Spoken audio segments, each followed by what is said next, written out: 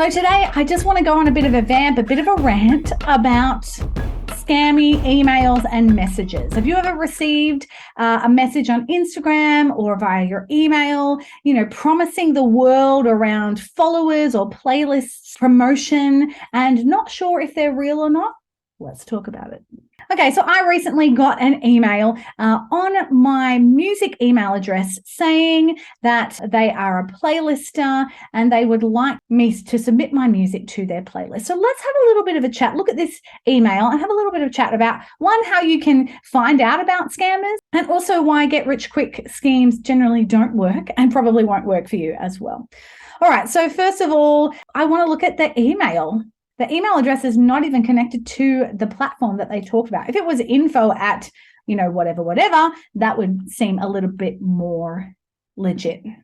And they haven't used my name. First of all, if they're a real person with a real connection, they're going to at least do some work to use your name and find out about you, especially the ones that say, oh, we came across your music on Instagram, but they haven't used your name. You can tell it's just a copy and paste. It's just a bulk email, and it's probably not going to be legit. All right, so I'm not saying that every email you're going to get is a scam and that it's not real people and that they're totally going to scam you. This looks like an okay, I clicked on the link, it looks all right, but basically they're going to charge you $5 to submit a song to their playlist. Now, I am not going to go through that process because I don't want to spend $5, but pretty much what you're doing is submitting with no guarantee of return. Sure, they say they've got 1,100 playlists and a bunch of curators, and it really depends on what you're willing to risk and experiment with. If you're like, I've got $5, let's give it a go for it. But I would say a lot of the time, these invitations they're not real, and they're going to promise a lot and not give you back much. The reality is there's no money in playlisting. Spotify don't pay people who make playlists. The only people that benefit from playlists are the artists who are on it if it has a big listenership.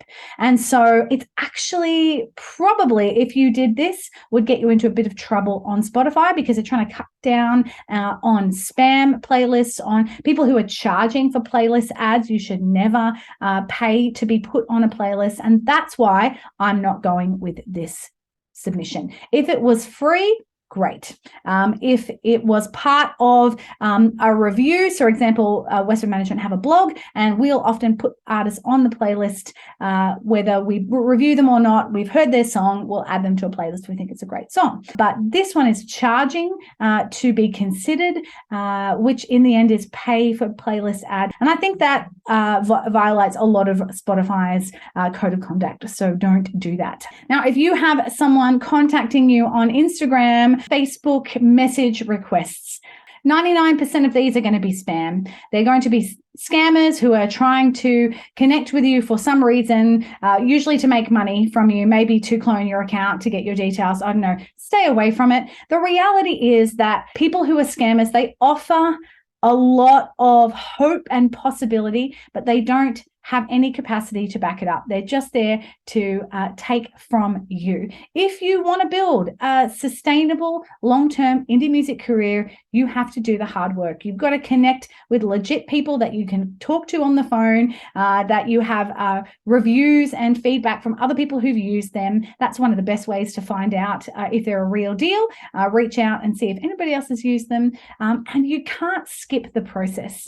Very few people go viral, and very few people who go viral actually can manufacture that again. It's totally magical, and it's like winning the lottery and not going to work. You need to do the work to build your indie music career, and then if something amazing happens, that's so great. That is the cherry on the top of the cake. But in the meantime, you have a sustainable music career that you've worked hard for, that you've connected with people, and it's going to be really valuable for you. If one of your goals for your next release is to be on a whole bunch of playlists, get your friends and family to add playlists, to suggest playlists for you. Do some research on real playlisters who are on Spotify. You can find them on socials.